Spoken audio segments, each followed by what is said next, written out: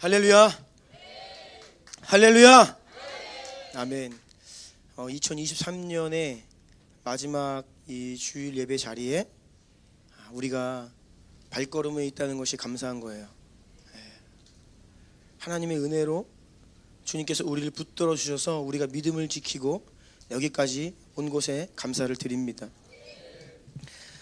올해는 참 특별한 해인 것 같습니다. 기억하실지 모르겠지만 올 2023년의 1월 1일은 주일이었습니다. 그리고 12월 31일 마지막 날도 주일입니다. 예배를 시작하면서 주님의 날 한 해를 시작하고 또 예배를 드리면서 주님의 날 한 해를 마무리하게 하신 올 한 해는 정말 특별한 한 해인 것 같습니다. 정말 주님께 너무나 감사드리고요. 여러분 감사하시죠? 우리 앞뒤 좌우에 있는 분들과 주먹을 불끈 쥐고 이렇게 인사합시다. 할렐루야! 할렐루야!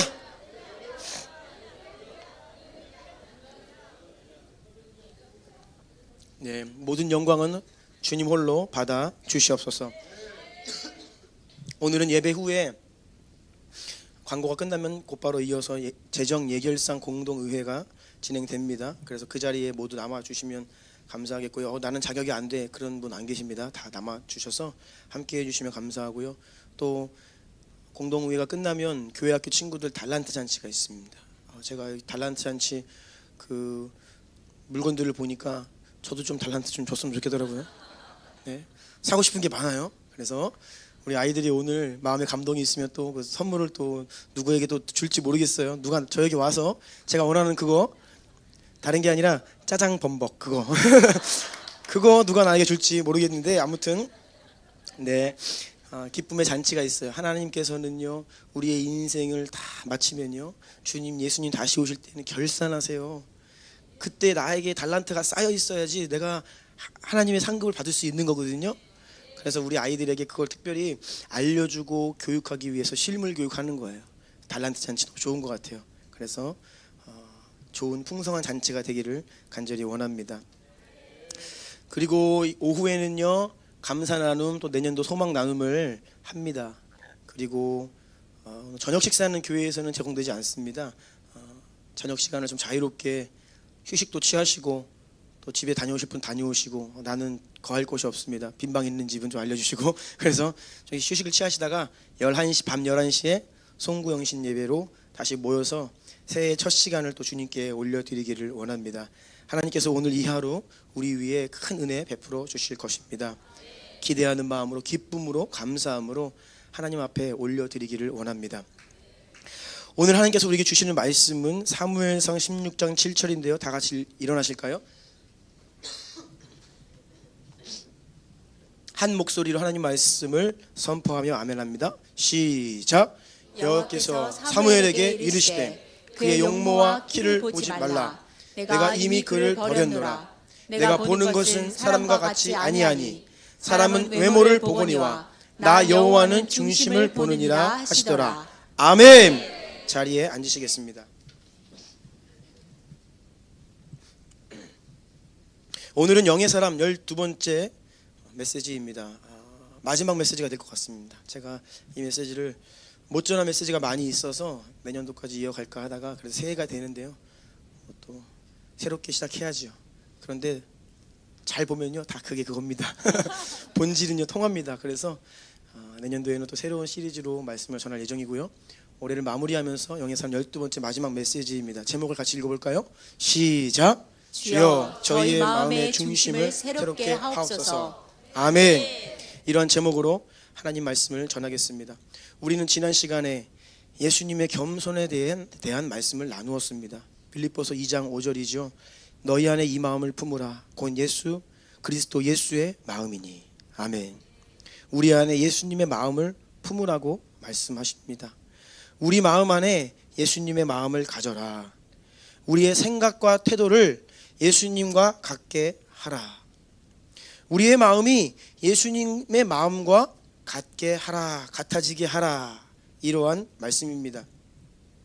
우리가 지난 2, 3년 동안 특별히 팬데믹 기간을 지나면서 더욱 집중해서 훈련을 했습니다. 많은 은혜를 주셨어요. 오늘 재정 예결산 하면서도 지난 5년간의 우리 교회의 이 재정의 이 흐름들을 보실 텐데요.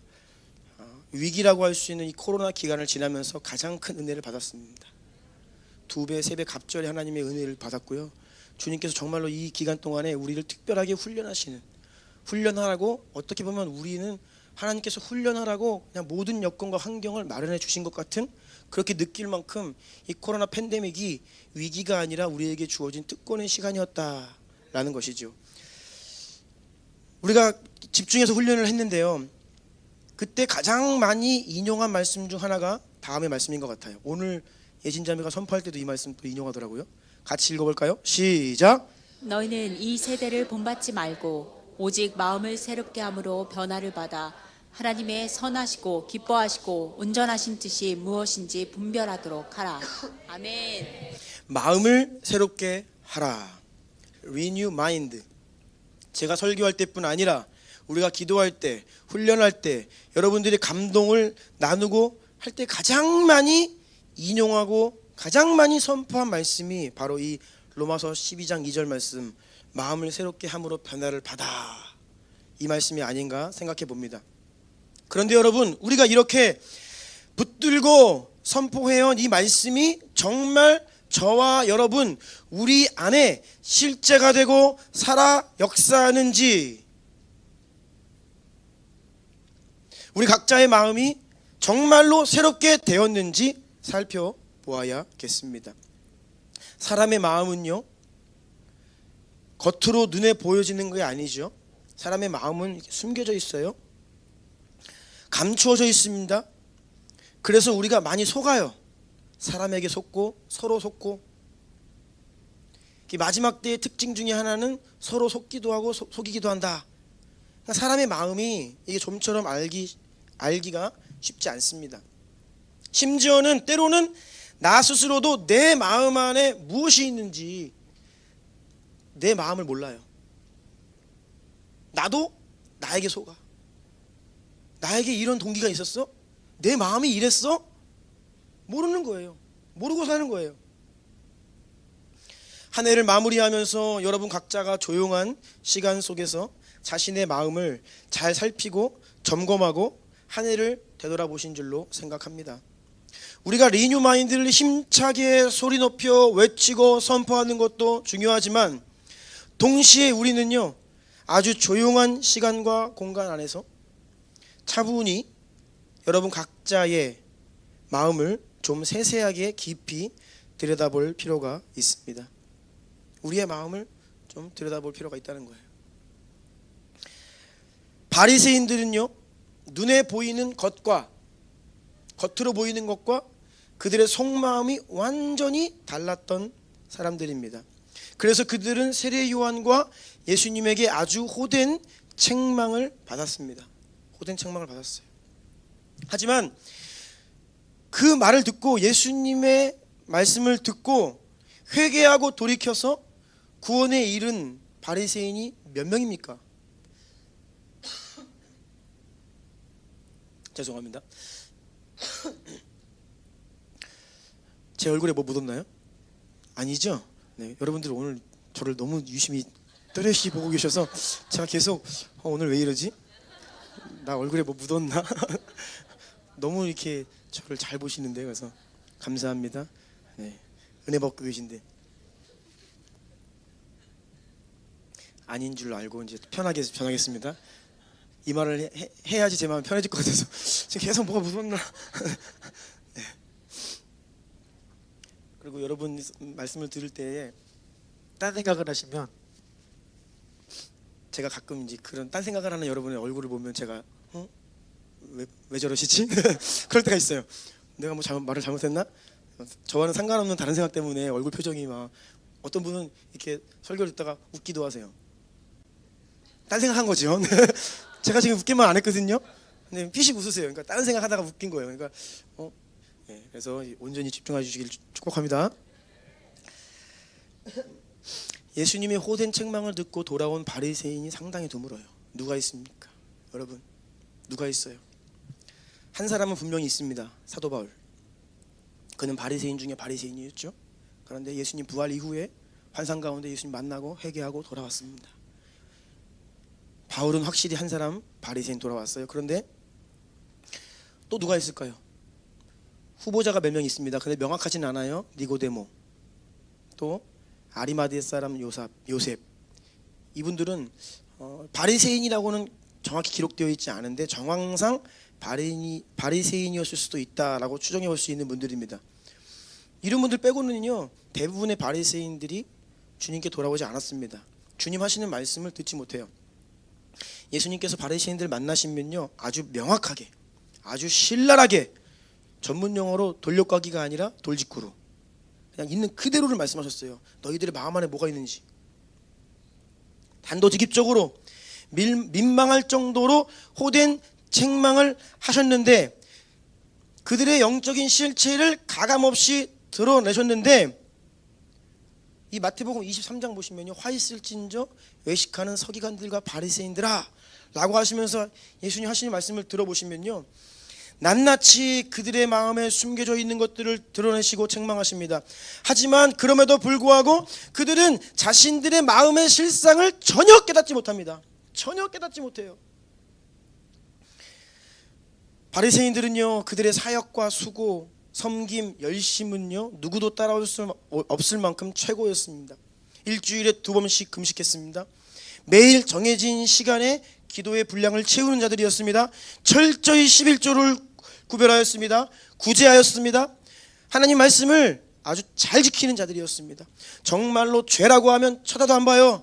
죄인이라고 하면 가까이 하지 않고 말도 안 섞습니다. 그들은 죄를 멀리했어요. 율법, 하나님의 명령에 순종했는데요 그냥 순종한다는 말은 어울리지 않습니다. 최선을 다해서, 힘을 다하여서 율법에 순종할 뿐 아니라 혹시라도 율법을 범할까 하여서 그것을 넉넉히 지켜 행하는 자들이 바로 바리새인들이었습니다.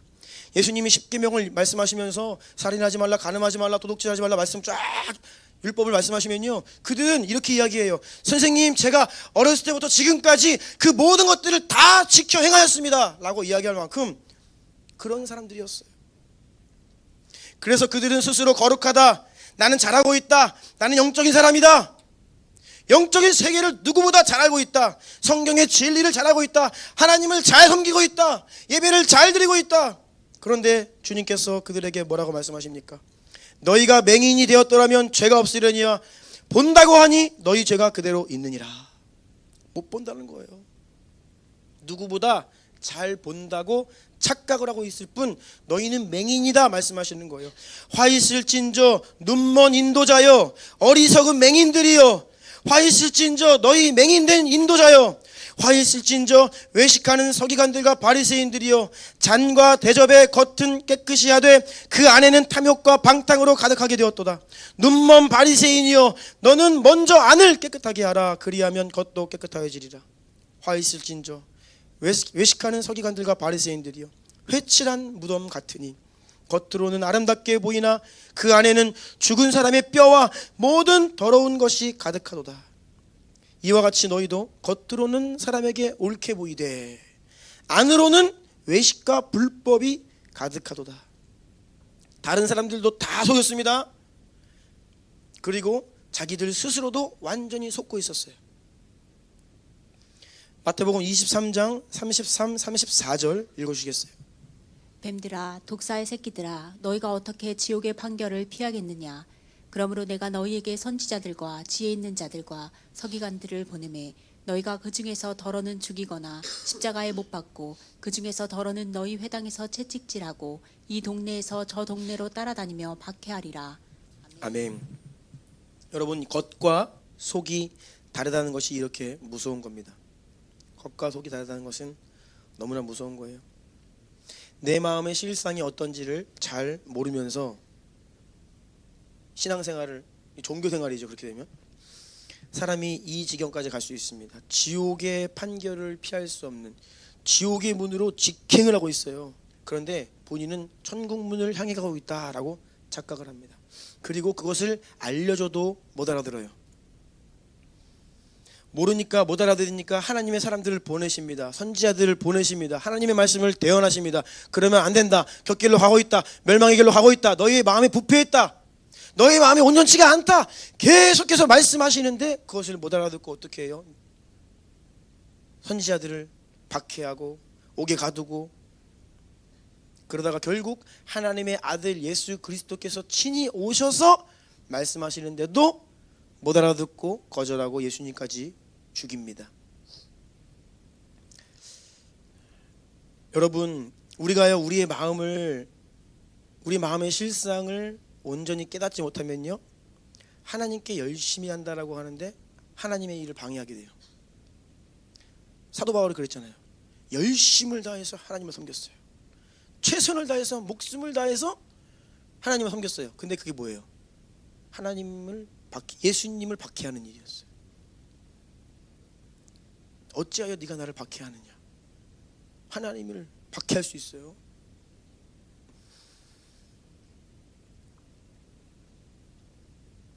그런데 성경을 읽다 보면요, 제가 이 바리새인 쪽에 가깝다는 것을 가끔 느껴요. 두 부류의 사람이 있죠. 죄를 많이 짓고 도둑질하고 남의 것을 많이 빼앗으면서 그냥 사기꾼의 인생을 살았어. 자신의 몸을 팔고 살았어. 막 사람들이 다 공개적으로 쟤는 죄인이야 이미 다 드러났어요. 그렇게 살던 사람들. 하지만 예수님 우리 동네에 오시니까 그냥 가서 엎드려서 주님, 제가 죄인입니다. 저는 구원받을 자격이 없습니다 라고 이야기하면서 주님께 용서받고 구원에 이르는 사람들이 있고요. 또 한 부류는 말씀 전하고 성경 가르치고 나름대로 최선을 다해서 하나님을 섬긴다라고 하면서 거룩하게 산다라고 하면서 마음은 그렇지 못한, 스스로가 속는 이 두 부류의 사람들 앞에 나는 누구일까?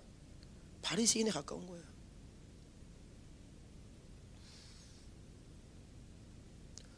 성도들이 이 부분에서 하나님의 음성을 들어야 됩니다. 우리는요 정말 잘못하면 바리새인이에요.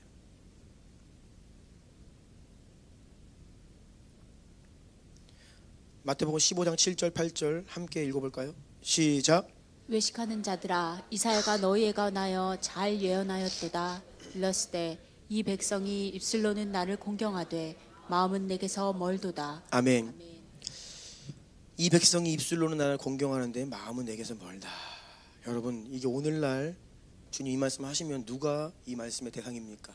누가 입술로는 공경하는데 마음은 하나님에서 멀은 사람들입니까? 교회 안에 들어와 있는 성도들이 그래요. 교회 밖에 있는 분들은요 입술로도 하나님을 시인하지 않습니다. 어떻게 보면 그들은 겉과 속이 같은 거예요. 그런데 교회 안에 들어와 있는 우리 그리스도인이라 하는 우리 성도들은요 입술로는 하나님을 공경하되 마음은 하나님으로부터 멀 수 있다라는 것입니다. 우리의 마음이 주님께로부터 멀어질 수 있습니다. 여러분의 마음은 어떠합니까? 여러분의 마음은 지금 어디를 향해 있습니까? 여러분의 마음은 지금 무엇을 갈망하고 있습니까? 여러분 무엇을 원해요? 정말 원하는 게 뭐예요? 사람들은 새해를 맞이하면서 많은 소원을 빌고 복을 빌고, 여러분 새해에 뭘 원해요?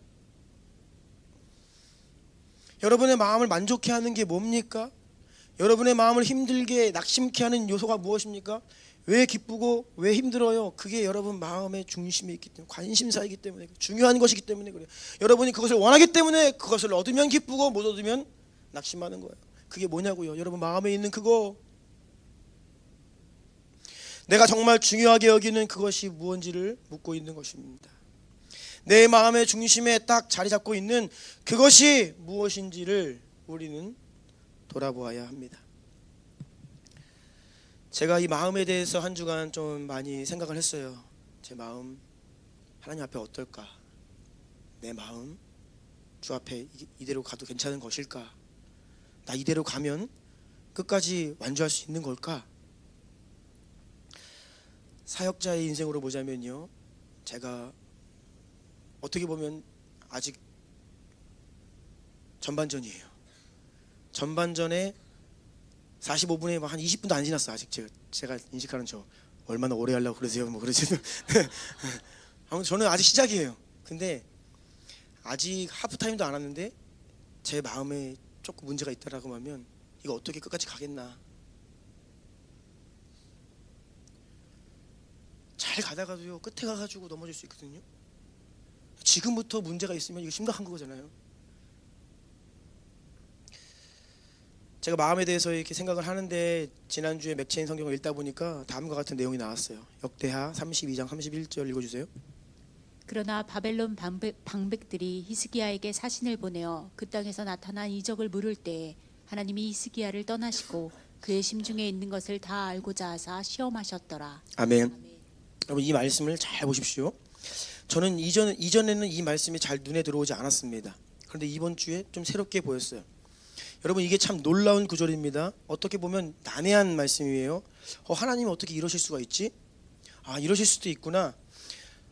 우리가요 이 성경을 읽을 때 이 신학적 교리적인 것, 여러분 신학과 교리는요 하나님을 그 안에 가두려고 만든 게 아니에요. 우리가 이렇게 하나님 신앙생활 하다가 이렇게 곁길로 이렇게 갈라 그럴 때 가이드라인을 이렇게 너무 이렇게 멀리 안 가게 이렇게 쳐준 거예요. 그래서 사실 신학과 교리 안에 갇히면 안 돼요. 그런데 우리가 이 신학적이고 교리적인 프레임 안에서 성경을 읽으면요 잘 보이지 않는 내용들이 있습니다. 또 때로는 주님 말씀하시는데 그 말씀을 그대로 이해하지 않아요. 주님은 분명히 그냥 말씀하신 거예요 문자적으로. 그런데 이게 교리와 안 맞아. 그러니까 상징적으로 받아들여요. 이게 얼마나 아버지가 아들한테 물 떠와라. 네 아버지 물 떠오겠습니다 해야 되는데 물 떠와라. 이건 상징일 거야. 이건 비유일 거야. 이런 경우가 많다는 거예요. 바리새인들이 그랬습니다. 예수님 하시는 말씀이 도무지 자신들의 지식과 교리에 충돌돼 가지고 받아들일 수가 없는 거예요. 그러니까 예수님이 진실을 말씀하셔도 참나마도다. 어디 하나님의 거룩하신 이름을 그렇게 반응했던 것이죠. 우리가 이 지식적으로가 아니라 그냥 마음으로 있는 그대로를 주님 하시는 말씀을 잘 받아들일 수 있어야 되는데요. 지금부터 조금 설명드리는 내용은요. 이 교리적으로 신학적으로 이해를 하려고 하면 조금 무리가 있습니다. 그런데 오늘 아까 읽은 말씀을 설명해 드릴게요. 다시 한번 띄워주시겠어요? 이 구절의 의미는 하나님께서 히스기야 마음 안에 있는 이게 제가 이제 좀 더 자세하게 풀어드리면 히스기야 마음 안에 있는 그 모든 것들을 하나하나 확인하기 위해서 테스트하시기 위해서 히스기야를 떠나셨다는 거예요.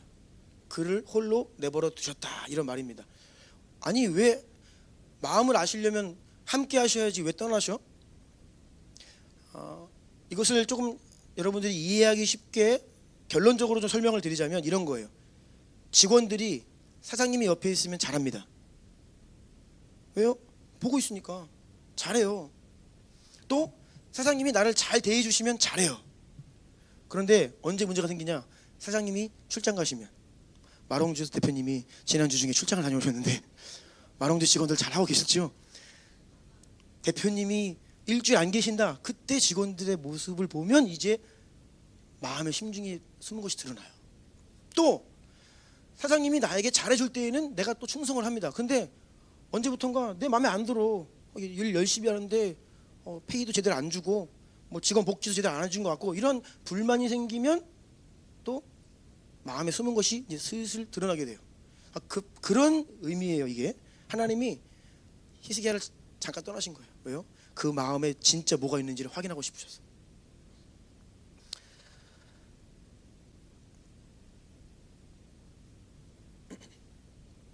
책 제목이 이런 제목이 있습니다. 아무도 보는 이가 없을 때 당신은 누구입니까?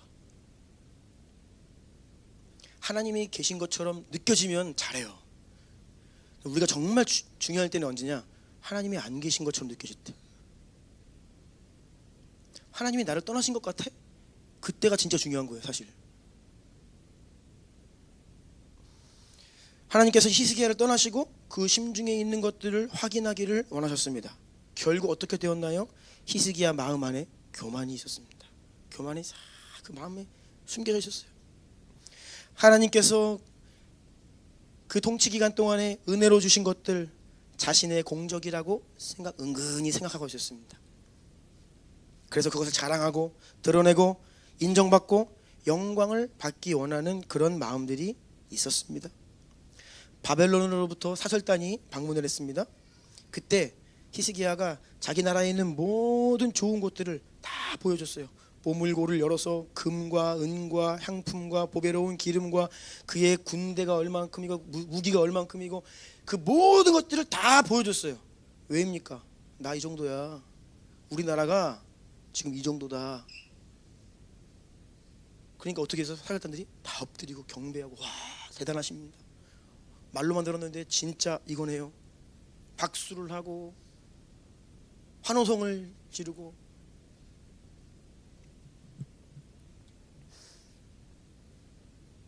자신이 이루어 놓은 것이 얼마나 위대한지 모든 부귀영화를 다 공개해서 보여주었습니다.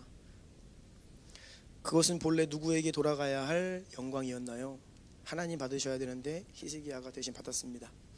그래서 이사야 선지자를 통하여서 뭐라 말씀하시냐면 네가 그 바벨론 사절단에게 보여준 그 모든 것들 바벨론에게 다 빼앗길 거다. 하나도 남김없이.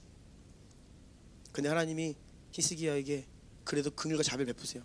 그래도 네가 나에게 잘한 게 너무 많다. 그래서 너의 인생에서 내 그 일 행하지 않고 앞으로 후대에 그 일 행하겠다. 그래서 오늘 맺힌 성경 마지막 역대하 마지막을 보십시오. 그 결과 결국 다 빼앗깁니다. 다 잃어버립니다. 여러분 우리가 주의해야 될 것이 있습니다. 히스기야 마음에 교만이 있었어요. 그 마음에 온전하지가 않았어요. 그런데 히스기야는 훌륭한 왕이었습니다. 좋은 왕이었어요. 이스라엘 역사 속에서 훌륭한 왕들 몇 명 꼽으라고 하면 그 손가락 안에 꼽힐 만큼 훌륭한 믿음 좋은 왕이었습니다. 아수르 군대가 쳐들어오자 어떻게 합니까? 바로 그 자리에서 어떤 인간적인 다른 왕들은 뭐 하는지 아세요?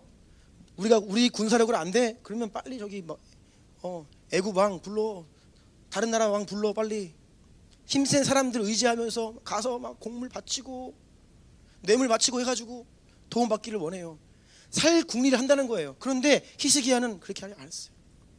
딱 엎드립니다. 옷을 찢고 베옷을 입고 주님 도와주세요. 하나님 살려주세요. 이게 히스기야예요. 믿음 좋은 분입니다. 그가 병들어 죽게 되었습니다. 이사야를 통해서 너는 집을 정리해라. 네가 죽고 살지 못하리라. 하나님의 말씀이 떨어졌습니다. 그런데 그때 히스기야가 어떻게 합니까? 열왕기하 20장 3절로 6절 읽어주세요. 여호와여 구하오니 내가 진실과 전심으로 주 앞에 행하며 주께서 보시기에 선하게 행한 것을 기억하옵소서 하고 히스기야가 심히 통곡하더라.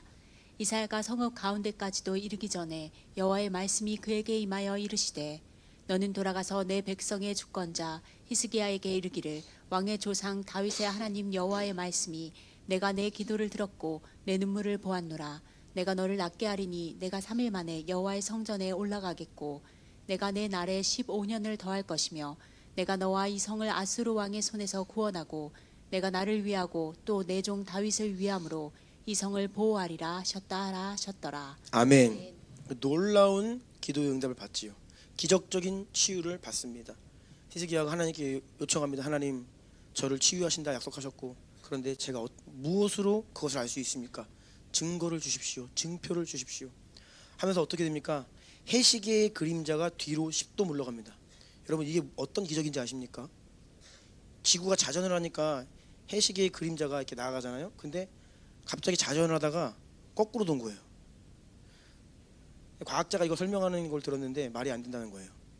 그러면 그냥 아예 지구가 그냥 엉망진창이 돼가지고 그냥 멸망한다는 거예요. 아무튼 이게 해시계가 뒤로 물러갔어요. 그림자가. 놀라운 기적을 경험했습니다. 오늘날 히스기야 살아있으면요 아마 평생 전국 교회 다니면서 간증 집회합니다.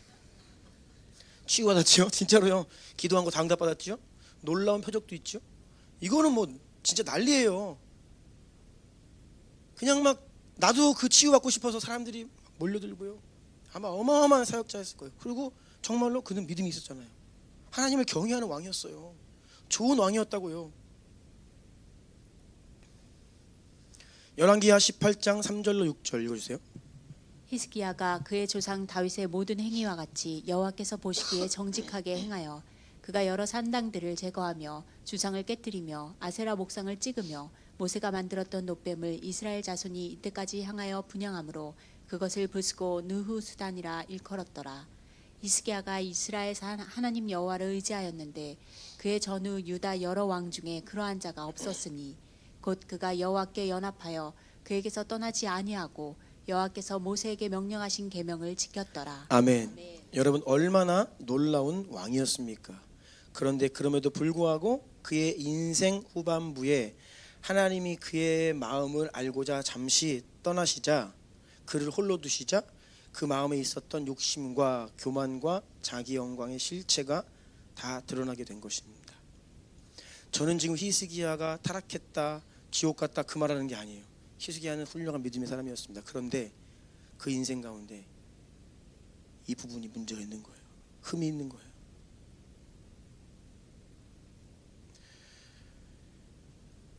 여러분 혹시 인생을 살다 보면 하나님이 안 계신 것처럼 느껴질 때가 있습니다. 정말 하나님 살아계신 거 맞아? 하나님 도무지 내 기도에 응답하지 않으시는 것 같고, 하나님이 살아계시다면 어떻게 내 인생이 이럴 수 있어? 하나님이 살아계시다면 교회가 어떻게 이럴 수 있어? 하나님이 살아계시다면 나한테 어떻게 이럴 수가 있어? 교회가, 성도들이, 하나님이, 그렇게 그런 마음의 생각이 올라올 때가 있습니다. 여러분 그때가 마음을 지켜야 될 때입니다. 여러분 그때가 마음을 새롭게 함으로 믿음을 지켜야 할 때입니다. 상처를 받아서 교회를 떠난 분들을 보면요, 비슷한 고백을 해요. 교회 열심히 다녀봤는데 보니까 하나님 안 계신 것 같다. 그러니까 하나님 안 계신 것처럼 느껴지는 거예요. 그 순간만큼 하나님이 떠나 계신 것처럼 느껴진 거죠. 또 어떤 인생들을 보면요, 하나님이 안 계신 것처럼 사는 인생도 있어요.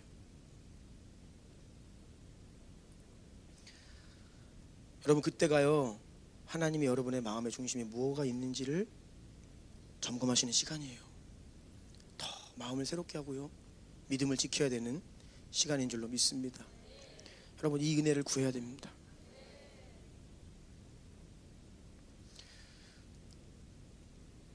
예수님께서 십자가를 지시던 바로 그 시간도 그랬습니다.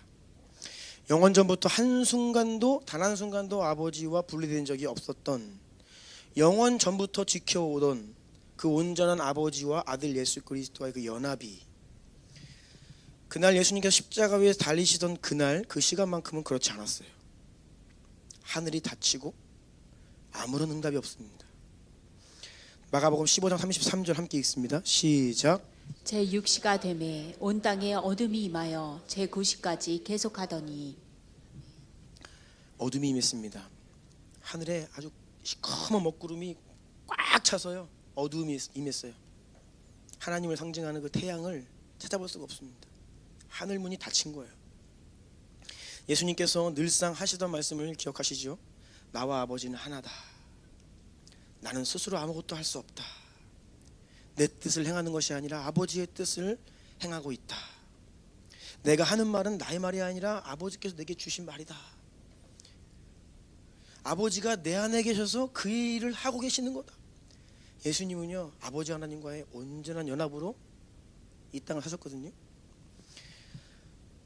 말 한마디를 하셔도요, 자기 말씀을 하신 적이 없어요. 행동 하나를 하셔도요, 그냥 자의적으로 하시지 않으셨습니다. 아버지와의 연합 안에서 아버지의 뜻대로 아버지의 음성을 따라 순종하면서 행하셨던 예수님이셨지만, 십자가에 오르신 그 시간만큼은 먹구름이 하늘을 가리고 하늘이 닫히고 도무지 아버지의 음성이 들리지 않았어요. 그 시간만큼은 하나님이 안 계신 것 같았어요. 예수님에게는요. 왜입니까? 예수님에게 온 인류의 모든 죄와 저주가 전가되었기 때문이에요. 죄를 향한 심판과 저주가 지금 예수님에게 쏟아부어지고 있는 거예요. 이사야 53장 6절 함께 읽어가요. 시작. 우리는 다 양 같아서 그릇 행하여 각기 제 길로 갔거늘 여호와께서는 우리 모두의 죄악을 그에게 담당시키셨도다. 아멘. 갈라디아서 3장 13절도 있습니다. 시작. 그리스도께서 우리를 위하여 저주를 받은 바 되사 율법의 저주에서 우리를 속량하셨으니 기록된 바 나무에 달린 자마다 저주 아래에 있는 자라 하였음이라. 아멘. 십자가는요 단순히 퍼포먼스가 아니었습니다. 그것은 실제입니다. 예수님이 우리의 죄를 짊어지셨다, 담당하셨다라고 하는 말은요 그냥 신학적인 이야기가 아니에요. 그것은 실제입니다. 예수님께서 모든 인류의 죄악을 지금 다 짊어지시고, 한 사람의 작은 죄가 아닙니다. 모든 인류, 모든 역사의 그 모든 죄를 예수님 위에 다 쏟아 부으시는 거예요. 그 죄를 향한 형벌, 그 죄를 향한 하나님의 분노, 하나님의 저주, 그것이 예수님 위에 그 십자가 위에서 쏟아 부어지고 있는 거예요. 진노의 대접이 한 분 예수 그리스도께 부어지고 있던 것입니다. 그 십자가 위에서는요 아버지 하나님의 시선을 조금도 느낄 수 없습니다. 하박국 1장 13절입니다. 함께 읽겠습니다. 시작. 주께서는 눈이 정결하심으로 악을 참아 보지 못하시며 패역을 참아 보지 못하시거늘. 아멘. 거기까지요. 하나님께서 당신의 눈을 시선을 거두신 거예요. 그래서 예수님께서 십자가 위에서 마지막으로 이렇게 절규하셨습니다. 제9시에 예수께서 크게 소리 지르시며 엘리 엘리 라마 사박다니 하시니, 이를 번역하면 나의 하나님 나의 하나님 어찌하여 나를 버리셨나이까 하는 뜻이라. 여러분, 이 버리셨다는 게 이게 지식적인 이야기가 아니라고요. 버림을 받은 겁니다. 버림을 받은 거예요. 뒤도 돌아보지 않고 가신 겁니다. 버려진 거예요. 이게 어떤 의미냐면, 예수님은요 하나님의 어떤 은혜나 도우심을 받아서 십자가 고통을 감당하신 게 아닙니다. 하나님은 이 순간 예수님을 완전히 떠나셨습니다. 죄인이 지옥 형벌의 심판을 받는데 하나님이 은혜로 그 죄인을 보호하십니까? 아니요. 그 지옥 형벌 심판을 받으실 때는 하나님이 느껴지지도 않아요. 하나님의 은혜는 거기 없어요.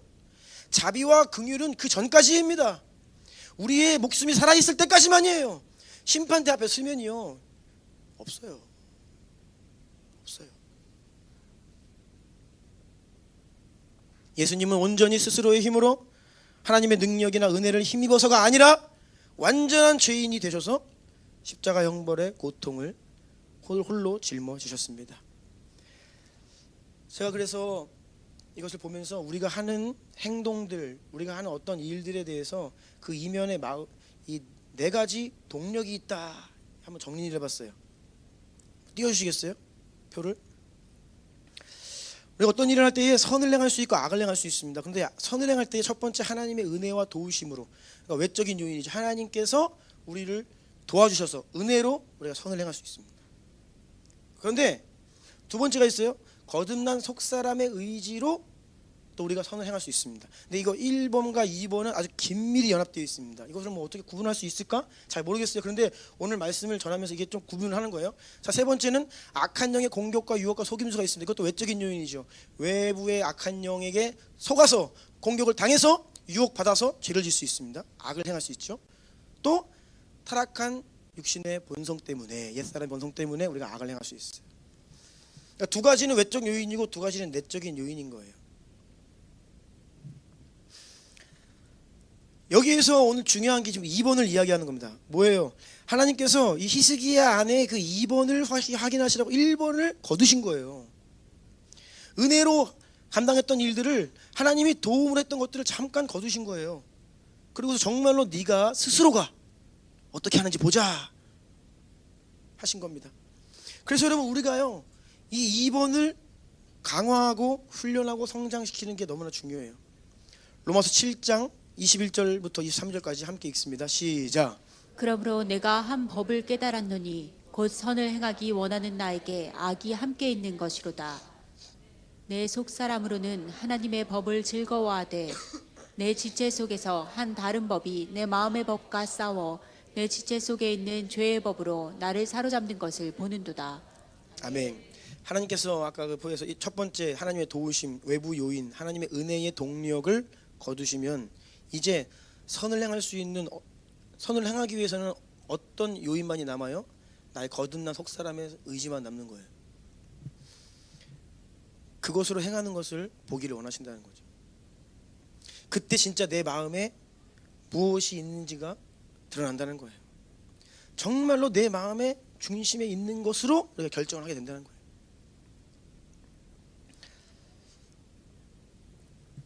지금 말씀드리는 것을 교리적으로 이해하면 안 된다 말씀드렸습니다. 이거 조금 교리적으로는 설명하기 쉽지 않은 부분이에요. 성령께서 내주하시면 끝까지 계시지 뭐 떠나시냐 지금 그런 말씀을 드리는 게 아니라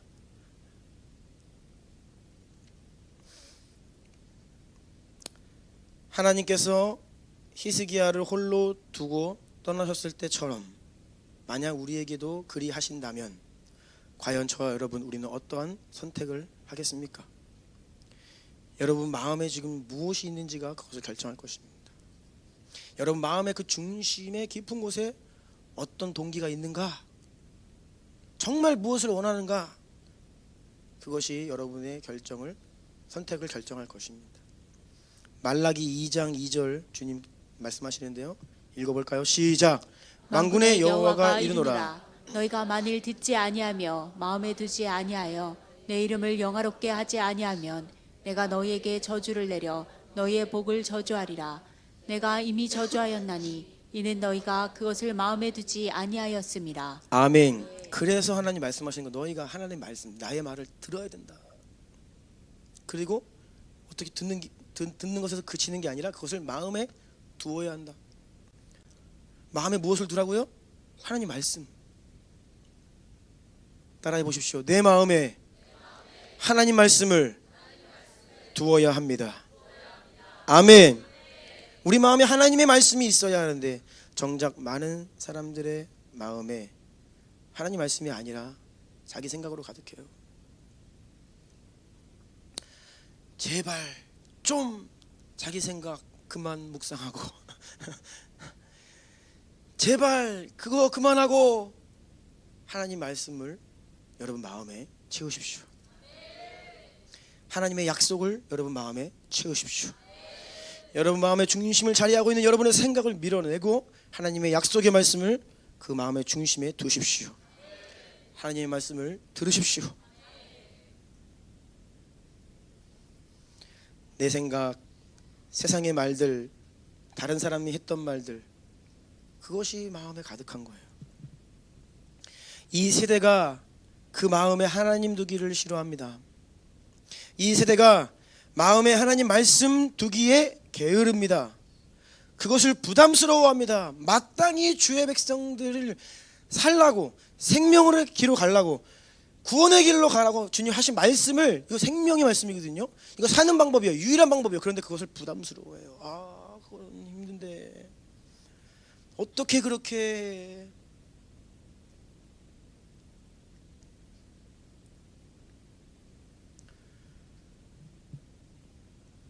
주야로 하나님 말씀을 우리가 묵상하고 그 말씀을 가까이 해야 되는데 주야로 세상을 가까이 해요.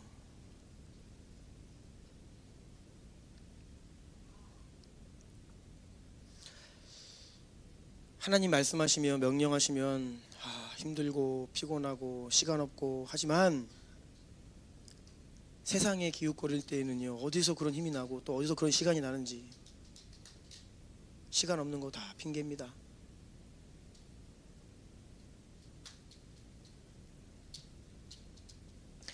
말라기 2장 16절 말씀 함께 읽습니다. 시작. 만군의 여호와의 말이니라. 그러므로 너희 심령을 삼가 지켜 거짓을 행하지 말지니라. 아멘. 너희 심령을 삼가 지켜라. 이 말씀 좀 직역하면요, 너희 영을 조심히 지켜라. 조심스럽게 너희의 영을 지켜라. 그러니까 마음의 중심, 이 심령은 영을 이야기해요. 그러니까 여러분, 우리 마음의 가장 중심에 영이 있어요. 마음의 중심을 지키는 자가 영의 사람이에요. 그래서 저희가 영의 사람 시리즈 설교할 때 초반부에 보여드렸던 그림 한번 다시 띄워주겠어요? 겉사람이 있고 그 안에 우리의 마음, 혼의 영역이 있고 그 중심에 영이 있어요. 마음의 중심에 영이 있습니다.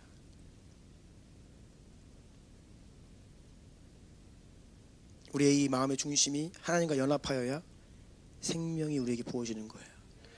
그래서 잠언 4장 23절 말씀 함께 선포합니다. 시작. 모든 지킬 만한 것 중에 더욱 내 마음을 지키라. 생명의 근원이 이에서 남이니라. 아멘. 마음을 지켜야 된다. 생명의 근원이 이에서 난다. 어떻게 마음을 지킬 수 있어요?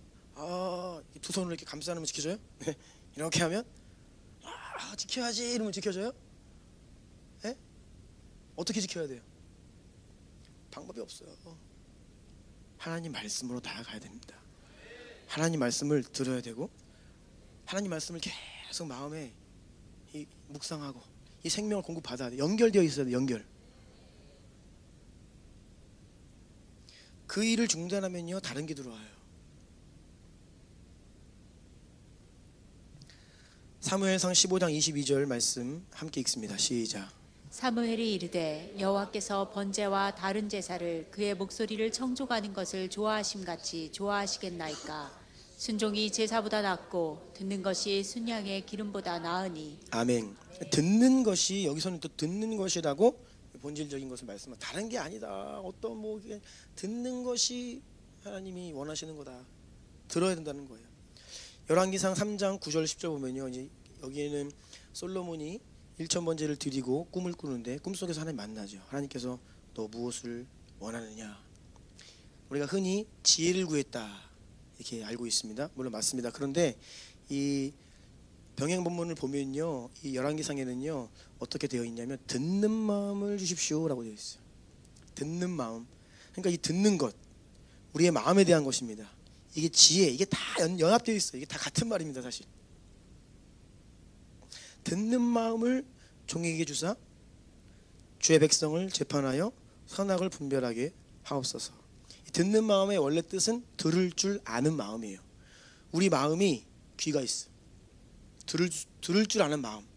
이게 뭐예요? 사람의 말이 아니라, 육신의 음성이 아니라, 사단의 유혹이 아니라 하나님의 음성을 들을 수 있는 마음.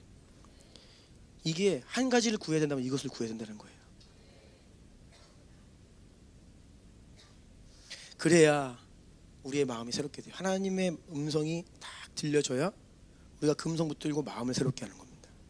아멘. 내 스스로가 막 새롭게 해야지 되는 게 아니에요. 하나님 말씀이 들려줘야, 내 마음이 그 하나님의 음성을, 하나님 말씀을 들어야 새롭게 된다는 것이에요. 잠언 3장 18절 읽습니다. 시작. 지혜는 그 얻은 자에게 생명나무라. 지혜를 가진 자는 복되도다. 아멘. 그래서 우리의 마음과 듣는 것과 듣는 마음과 지혜와 생명이 잘 연합되어 있는 거예요. 여러분, 하나님은요, 오늘 본문 처음에 읽었던 오늘 본문 말씀 보면요, 하나님은 사람은 외모를 중요시해요. 외모를 봅니다. 진짜 그래요, 여러분. 우리는 외모를 중요시해요. 눈에 보이는 것, 여러분 주로 관심 있는 것이 무엇입니까? 외적인 것들입니다. 눈에 보이는 것들이에요. 그것을 추구하며 삽니다. 그래서 오늘 새해를 맞이하며 사람들이 무엇을 원하세요? 소원이 뭐세요? 보면요, 대부분 다 보이는 거예요. 손에 잡히는 것, 이 땅의 것, 외적인 것, 외모를 추구합니다. 부모님들은 자녀들이 좋은 대학 갔으면 좋겠고, 또 청년들 좋은 대학, 좋은 직장. 좋은 직장이 뭐예요? 일 조금 하고 돈 많이 주는데 좋은 직장이죠, 그렇죠? 네, 좋은 직장이에요. 그게 제일 MZ 세대가 원하는 직업 선택 선호도 1위 뭐예요? 재택근무. 네. 뭐예요? 일 안 하겠다는 거죠. 하고 싶을 때 하고, 그런데 돈은 벌고 싶고. 이게 사람들이 원하는, 눈에 보이는 돈을, 이 땅의 걸 원하는 거예요. 건강을 원합니다. 좋은 소원이에요. 하나님 그러하기를 원하십니다. 근데 그것도 외모입니다. 보이는 거예요.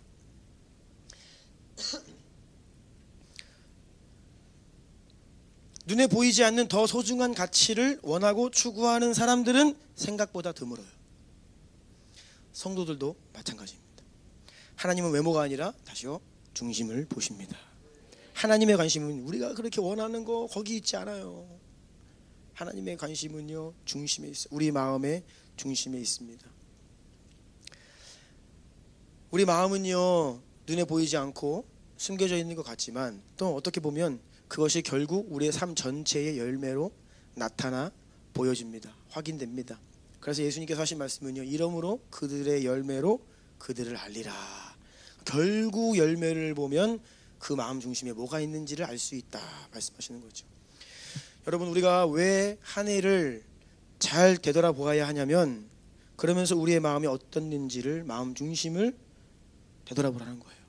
하나님 보실 때 내 마음이 어떠 있는지, 내 마음의 중심이 어떠 있는지를 주님께 은혜를 구하면서 한 해를 결산하고 되돌아보는 것입니다. 바리새인과 같은 위선 형식 안 됩니다. 바리새인과 같은 위선 형식 안 됩니다. 열심을 낼수록 조심해야 됩니다. 사역자들 조심해야 됩니다. 예배자들 조심해야 됩니다. 목사들, 저 같은 목사들 제일 조심해야 됩니다. 저는 우리 교회 안에서 가능하다면 본질적인 것, 그리고 우리가 부름받은 핵심적인 사명 이외에는 에너지를 빼앗기고 싶지 않아요. 본질적인 것, 우리에게 주신 그 사명 이외에는 에너지를 빼앗기지 않으려고 노력합니다. 우리 주나님의 DNA 중에 하나가 선택과 집중입니다. 모르셨어요? 따라해보세요. 선택과 집중. 아멘. 네, 선택과 집중이 우리 교회 DNA입니다. 대형교회가 아닙니다. 재정이 흘러넘치지가 않습니다. 사람이 많지가 않아요. 시간도 뭐 많이 있는 게 아닙니다. 우리가 우리 아이에게 주신 이 자원 인프라 안에서 할 수 있는 일이 한정되어 있습니다. 그렇다고 한다면 그것을 어디에 포커스해야 되냐? 가장 본질적인 것, 우리에게 주신 그 핵심적 사명에 포커스해야 한다. 이것이 바로 선택과 집중 우리 교회 DNA인데요. 그래서 의도적으로 그것을 집중하고 있기 때문에 우리 주나님 교회가 하는 일들이 대부분 본질적인 일들입니다. 혹시 비본질적인 일들에 빼앗기고 있으면 좀 말씀 좀 해주세요. 알겠죠? 네, 그거 정리 좀 하게. 본질적인 일들에 우리가 선택과 집중을 하고 있습니다. 또 우리가 받은 핵심 사명에 집중하고 있습니다. 그러니 여러분, 교회의 몸의 지체로서 여러분들이 그 모든 일들을 감당할 때에 어떻게 하셔야 되냐? 이제는 따라하세요. 마음의 중심으로. 마음의 중심으로. 아멘. 여러분, 마음의 중심으로 그것을 감당하셔야 합니다. 지난 한 해를 되돌아보시면서 겉으로 보여지는 하나님의 은혜 많이 있죠. 감사합니다. 그런데 그 이면에 여러분이 한 지체로서 그 자리에서 어떤 마음의 중심으로 하나님을 섬겼는가, 교회를 섬겼는가, 사람을 섬겼는가, 나의 사명을 감당했는가를 잘 면밀히 되돌아보셔야 합니다. 우리가 매일 아침에 일어나면 기도의 자리로 나아갑니다. 또 7시가 되면 땡 하면 줌기도회로 모입니다. 줌기도회 시간이 지금 7시로 하니까 출근하실 때에도 쉽지 않다 하시는 또 의견들이 있어서 시간을 재조정해야 되나 지금 논의 중입니다. 또 앞당긴다고 하니까 또 몇몇 분들이 불안해하십니다. 근데 뭐 어떻게 될지 모르지만 모쪼록 여러분, 기도의 자리에 나아가는 여러분 마음의 중심이 어떻습니까? 해야 하니까, 훈련이니까, 과제해야 하니까. 줌 기도회 할 때 여러분의 마음이 어떠세요? 본질적인 거는요, 특별한 행사가 되면 안 됩니다. 우리의 모든 삶의 매일매일의 삶 속에서 이것이 그냥 녹아들어야 돼요. 근데 문제는 우리는 어떤 습성이 있어요. 반복되면 형식적으로 해요. 가끔 하면 잘해. 근데 매일 하면 형식적으로 해요. 제가 의도적으로 우리 교회 특별 집회 안 하는 거예요. 특별 새벽기도 그래서 안 하는 겁니다. 그렇게 하는 순간 특별할 때는 잘해. 근데 특별 끝나면 다음 주부터 안 와. 이런 일을 제가 많이 봤어요. 이건 아니다. 새벽기도는 평생 해야 되는 꾸준한 건데 왜 특별히 해? 항상 해야지. 물론 또 특별한 할 수 있습니다. 할 때 또 뭐라 그러지 마세요. 그런데 지금 원리를 말씀드리는 거예요. 우리가 이상하게도 중요한 것을 매일 해야 되는데 매일 하다 보니까 형식적이 돼요. 마음을 들이지 못하는 거예요. 1년에 한 번 하면 최선을 다해 할 수 있죠. 그런데 365번을 하려고 그러니까 마음의 중심이 흐트러지는 거예요. 이 줌기도에도 좀 이게 개혁이 필요합니다. 지금 이걸 어떻게 해야 되나 지금 고민을 제가 많이 하고 있어요. 예. 근데 이 시편 기도가 초대교회의 유산이고요. 내년도에는 이것도 좀 더 다룰 건데요. 우리가 매일매일 해야 돼요. 이게 그냥 뭐 잠깐 뭐 주사 맞고선 반짝하는 그런 게 아니에요. 이게 꾸준하게 어머니가 집에서 해주시는 밥 같아요. 이게 하루 먹는다고 병이 낫지 않아요. 이거를 매일매일 좋은 음식을 한 1년 2년 꾸준히 먹으면요, 이제 그때부터 우리가 체질이 바뀌고 이 변화가 일어나는데, 그러기 위해서 지금 중기도 하는 거예요. 그게 그냥 하는 거 아닙니다. 그런데 시간이 지나니까 다들 화면을 꺼. 저는 거기 화면 끄고 있는 분들 안 믿어요. 그거는 들어온 게 아니에요. 그거 뭐 하고 있는지 어떻게 알아요? 화면을 켜라고요. 왜요? 그래야 내 마음이 중심이 점검돼요. 화면을 켜시라고요. 할 수 있으면요. 왜 여기서 하시는데도 왜 화면을 끄고 하시는지 그냥 다 켜세요. 여러분 얼굴에 괜찮아요. 눈곱 좀 껴도. 네. 나는 오늘 도저히 이건 안 된다. 너무 수치스럽다. 그건 괜찮습니다. 그럴 때는 그냥 끄세요. 근데 그러면 좀 일찍 일어나서 세수도 좀 하시고. 왜냐하면 이런 게 매일 하는 이 시편 기도가 우리의 마음의 중심을 하기 위한 방법이에요. 그래서 제가 그렇게 요청하는 거예요. 좀 키시라. 할 수 있으면 좀 일어서시라. 할 수 있으면 소리를 높이시라. 할 수 있으면 좀 더 올려야 돼요. 도가 아니라 솔 이렇게 하던데. 그래서 이 막 영을 깨우고 우리 마음의 중심을 막 깨워야 돼. 내 마음이 흐트러져 있기 때문에 이걸 깨우는 거예요. 우리가 왜 통성기도합니까? 왜 주여 삼창합니까? 뭐 주문이에요? 아닙니다. 깨우는 겁니다. 흐트러진 우리의 마음을 주님께로 막 깨우는 거예요. 그래서 막 하나님, 나는 주님께 열정을 드리고 싶습니다. 나는 최고의 것을 드리고 싶습니다. 막 깨우는 거예요. 저녁에 모여서 매일 예배를 드립니다. 보혈 기도 선포합니다. 그 보혈 기도 그냥 하는 게 아닙니다.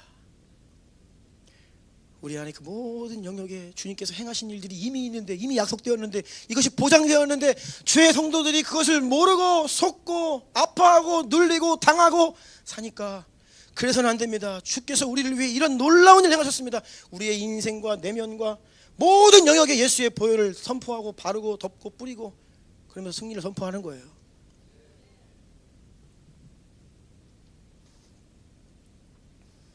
또 기도의 자리에 나오면요, 성도들을 통하여서 말씀이 선포됩니다. 또 그때마다 도전되는 말씀을 붙들고 기도합니다. 그 기도 때 여러분 어떻게 기도하십니까? 마음의 중심으로 힘을 다해 기도해야 돼요. 안 그러면 그냥 내 마음이 이렇게 흐트러져요. 찬양을 합니다. 또 성도들이 서로 성도의 교제를 합니다. 스몰 처치, 가정교회로 모입니다. 어떤 마음으로 모이십니까?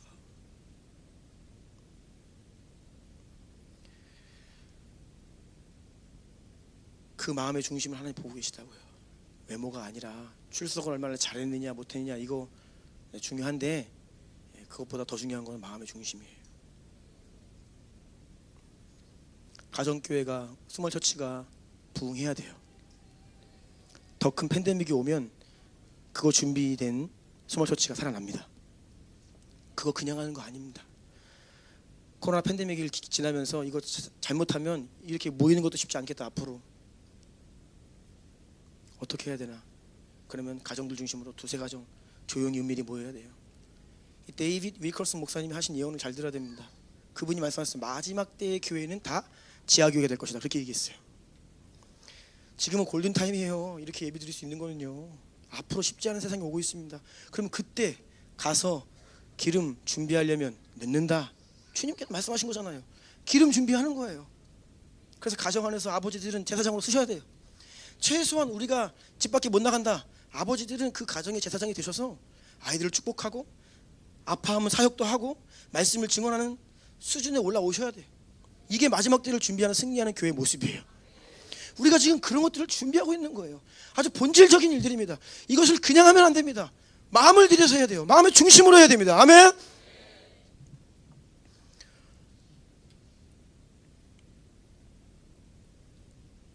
우리 잠옷실도요. 할렐루야. 한번 손 들어주세요. 할렐루야. 잠옷실 예배 잘 들으셔야 됩니다. 물론 제가 거기 분위기 대충 압니다. 네.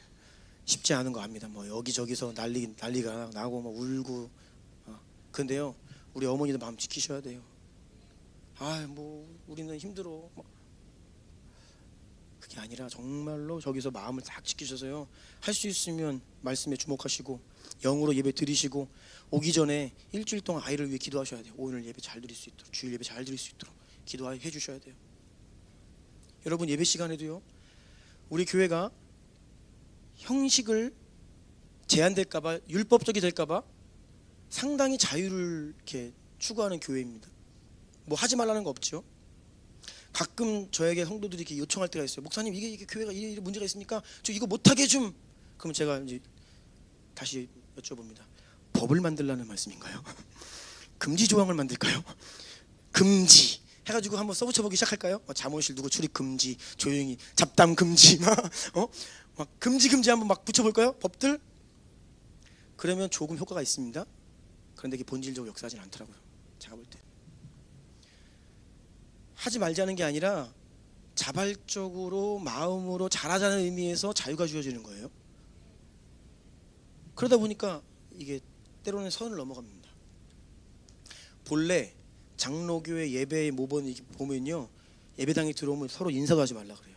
왠지 아십니까?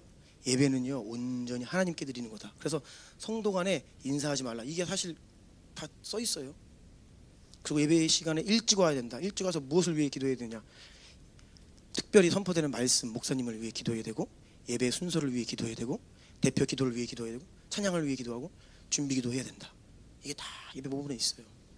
근데 그것을 왜 명문화시켜서 법으로 이렇게 하지 않느냐? 그렇게 되면 또 형식적이 될까봐 하지 말라는 게 아니라 자발적으로 자원하는 마음으로, 마음의 중심으로 그것을 해야 되기 때문에 그렇게 하는 겁니다. 그런데 너무 흐트러져요, 가끔. 그래서 우리 아이들에게도 이걸 잘 교육해야 됩니다. 여러분, 예배 시간에요, 움직이면 안 됩니다. 움직이면 안 돼요. 목마르다고 물 마시러 나가는 거 안 됩니다. 사실은요. 그거 참아도 되는 거예요. 화장실도요, 정말 이러다가는 대형 사고 난다가 아닌 이상은 참으세요. 여러분, 영화 만화 가지고 들어가가지고 2시간 반 영화 보는데 조금 화장실 가고 싶으면 나가서 볼일 보고 오세요? 참죠. 내가 돈 주고 지금 보는데 할 수 있으면 참아요. 그럼에도 나가는 사람들은 정말 위급한 분들. 그런 것들까지 제한하는 건 아니잖아요. 참으시라고. 1시간 정도 참을 수 있겠구나. 그럼 참으시면 되죠. 화장실도 다 하시고 물도 먹고 드시러 가시고. 그러면요, 그게 우리의 마음의 중심이 나도 모르게 흐트러지는 거예요. 안산동산교회 김인중 목사님이, 우리 오광석 간사가 저에게 몇 개월 전에 전해준 이야기예요. 광석 간사가 이제 어떤 교회 공사를 했습니다. 그래서 그 교회 공사를 잘 마무리하고 그 교회에 이제 입당 예배를 드리는데, 인테리어를 이제 했으니까 인테리어 회사 대표니까 초청을 받아가지고 그 입당 감사 예배 드리러 간 거예요. 그때 안산동산교회 원로 목사님이, 김인중 목사님이 초대를 받으셔서 축사의 예배 말미에 있죠, 예배 끝자락에 있는 축사 순서를 맡으셨어요. 근데 그 할아버지 목사님이 올라오셨는데 여기가 이렇게 젖어 있어. 여러분, 제가 부끄러워서 하나님께 이거 좀 말려달라고 기도했는데 티가 납니다. 지병이 있으셔가지고 화장실 자주 가셔야 되는데 그 예배에 오는데 이거 휴게소 들려가지고 화장실 갔다 왔다가는 늦게 생겼어. 근데 원로 목사님이 축사 맡았으면 예배 끝이 있는데 좀 늦으면 어때요? 근데 이분이 그렇게 안 한 거야. 그 신뢰를 한 거야. 여러분, 이게 장난이 아닙니다. 정말 예배를 귀하게 여기는 거예요. 내가 초대받아가지고 귀한 예배의 순서를 맡았는데, 예배를 드리는데 내가 이거 볼일 본다고 늦어? 하나님 앞에 그게 아니지. 저는 그것만 보아도요, 그분의 중심을 알 수 있겠어요. 너무 훌륭한 분이세요. 우리의 모습이 어떠냐고요. 하나님께서 은혜로, 자비로, 도우심으로 우리가 많은 일들을 하고 있습니다. 그런데 만약에 그 하나님이 은혜의 손길을 거두시면 과연 우리의 실상이 어떠하겠습니까? 잘할 수 있겠습니까? 우리의 마음의 중심을 돌아보아야 합니다. 요한계시록 3장 8절 함께 읽습니다. 시작. 볼지어다 내가 내 앞에 열린 문을 두었을 때 능히 닫을 사람이 없으리라. 내가 내 행위를 아노니 내가 작은 능력을 가지고서도 내 말을 지키며 내 이름을 배반하지 아니하였도다. 아멘. 갑자기 중심을 보신다고 마음을 보신다는데 또 행위를 말씀하세요. 마음이 행위로 드러나는 거예요. 근데 여기서의 이 마음과 행위는 뭐냐면 끝까지 주님 부인하지 않는 겁니다. 주님 말씀 어떤 일이 있어도 붙들고 지키고 그 일은 배반하지 않는 그 마음의 중심, 우리가 주님께 간구해야 합니다. 아멘. 말씀을 마무리하려고 하는데요, 예배팀 나와주시고요.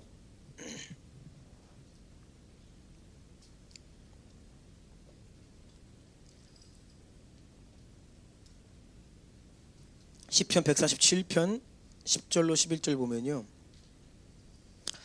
10절은 주로 사람들이 좋아하는 거예요. 여호와는 말의 힘이 세다 하여 기뻐하지 아니하시며 사람의 다리가 억세다 하여 기뻐하지 아니하시고. 이것은 10절 다시요.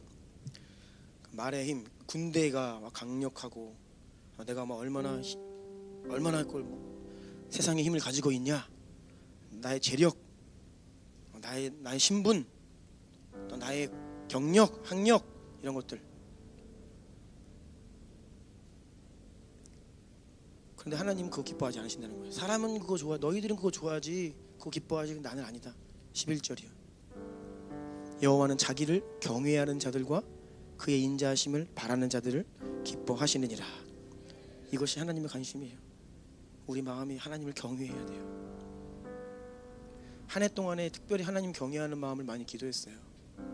우리 아이들을 위해 기도할 때에도 하나님을 경외하는 마음을 주십시오. 정말 이 세대가 오늘날이 교회 성도들이 하나님 경외하는 마음을 많이 잃어버렸어요. 마음 중심이 흐트러진 거예요. 그의 인자하심을, 그의 사랑과 자비를 바라야 되는데, 위기가 오면 그 하나님의 인자하심을 구해야 되는데, 그것으로 좀 돌파해보고 해결해보려 해야 되는데, 사람을 구하고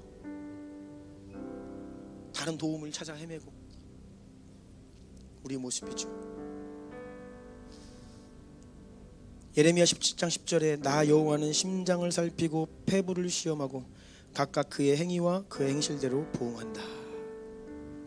하나님께서 우리의 심장과 폐부, 우리 마음 깊숙한 중심에 있는 것을 지금도 살펴보고 계십니다. 여러분 어떠합니까? 주의 마음이 우리의 마음을 보시면서 흐뭇해하고 계실까요? 기뻐하고 계실까요? 물론 우리는요, 하나님이 기뻐하시는 그리스도의 신부이고 주의 백성들이죠. 물론 히스기야가 너무나 믿음 좋은 영광스러운 삶을 살았죠. 그런데 저는 바라기는요, 그 흠이 없는 온전한 자가 되기를 원해요. 우리 마음의 중심까지도 주님 앞에 흠이 없도록, 더 온전하도록 그런 은혜를 주님께 구하며 나아가기를 원합니다. 우리 시편 51편 10절로 12절 말씀 함께 선포하고 이 말씀 붙들고 기도하기를 원합니다. 시작. 하나님이여, 내 속에 정한 마음을 창조하시고 내 안에 정직한 영을 새롭게 하소서. 나를 주 앞에서 쫓아내지 마시며 주의 성령을 내게서 거두지 마소서. 주의 구원의 즐거움을 내게 회복시켜 주시고 자원하는 심령을 주사 나를 붙드소서. 아멘. 이런 은혜를 구하기를 원합니다. 지난 한 해간에 하나님께서 행하신 일들이 너무나 크고 놀랍습니다. 그 모든 감사와 영광을 주님께 올려드리기를 원하고요, 그 가운데 우리의 마음을 돌아보며 회개하고 돌이키고 또 은혜를 구하기를 원합니다. 정한 마음을 창조하여 주시옵소서. 내 안에 정직한 영으로 새롭게 하여 주시옵소서. 나를 주 앞에서 쫓아내지 마시고 주의 성령을 내게서 거두지 마옵소서. 구원의 즐거움, 처음 사랑을 회복시켜 주시옵소서. 그 감격의 눈물을 회복시켜 주시옵소서. 자원하는 심령을 나에게 주사 나를 붙들어 주시옵소서. 우리 이러한 마음으로 주님 이름 한번 부르고 기도합니다. 주여!